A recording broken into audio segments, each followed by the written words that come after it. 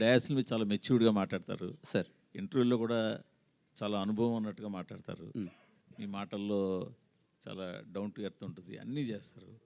కానీ ఈ ఈ పరిశీలన కానీ, ఈ అనుభవం కానీ ఎక్కడ మీ సినిమాల్లో ఎందుకు కనపడదు? అలా కనిపించుంటే సినిమాలు ఇప్పటికి అన్నీ కూడా మంచి సినిమాలు చేసి ఉండేవారు కదా అని. సినిమా అన్నది ఒక్కరితో సంబంధించింది కాదు కదా సార్. నేను ఒక్కరిని కరెక్ట్‌గా చేద్దాము అన్నది ఒక్కరితో always cinema is team effort sir.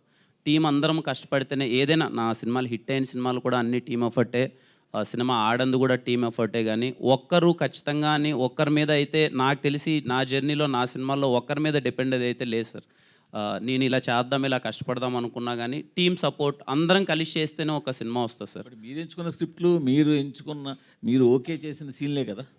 అవును సార్. అంటే ఈ రోజుల్లో ఏమనుకుంటున్నానంటే నేను అదే అంటాను సార్. నా తప్పు జరిగింది. 2021లో నేను కొన్ని స్క్రిప్ట్ సెలెక్ట్ చేశాను. 2021కి 24కి ఆడియన్స్ అన్నది మారిపోయారు సార్. అంటే కంటెంట్ ఆ టైంకి మేబీ నాకున్న మైండ్ సెట్కి, చిన్న కమర్షియాలిటీకి ఇవి వర్కౌట్ అవుతాయన్న ఒక సినారియోలో నేను అప్పుడు ఓకే చేసుకుని ఉండొచ్చు.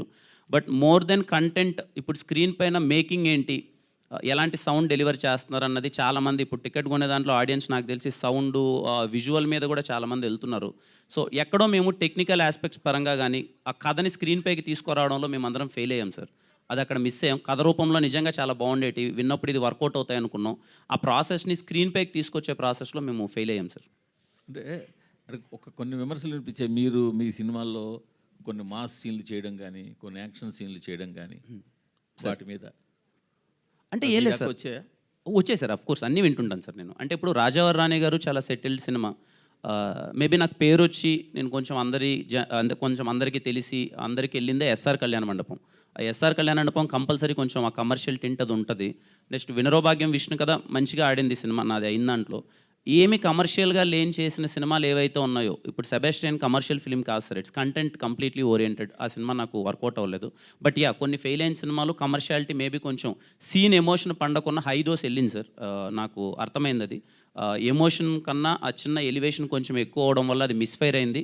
అది నేను కంపల్సరీ అది నోట్ చేసుకున్నాను సార్. రాబోయే సినిమాల్లో కొంచెం కేర్ తీసుకుంటాను సార్. ఈ విరూపాక్షకి దీనికి ఏమైనా అంటే సిమిలారిటీస్ ఏమైనా ఉంటాయా? చూస్తుంటే టీజర్ కొంచెం లేదు సార్. విరూపాక్షకి ఈ సినిమాకి ఏ సంబంధం ఉండదు.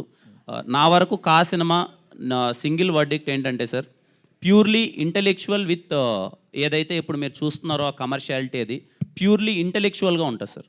డైరెక్టర్స్ డిజైన్ చేసింది ప్రతి ఒక్క సీన్ కానీ సీన్ డిజైనింగ్ కూడా చాలా ఇంటెలెక్చువల్గా ఉంటుంది సార్. కిరణ్ గారు హాయ్ సార్.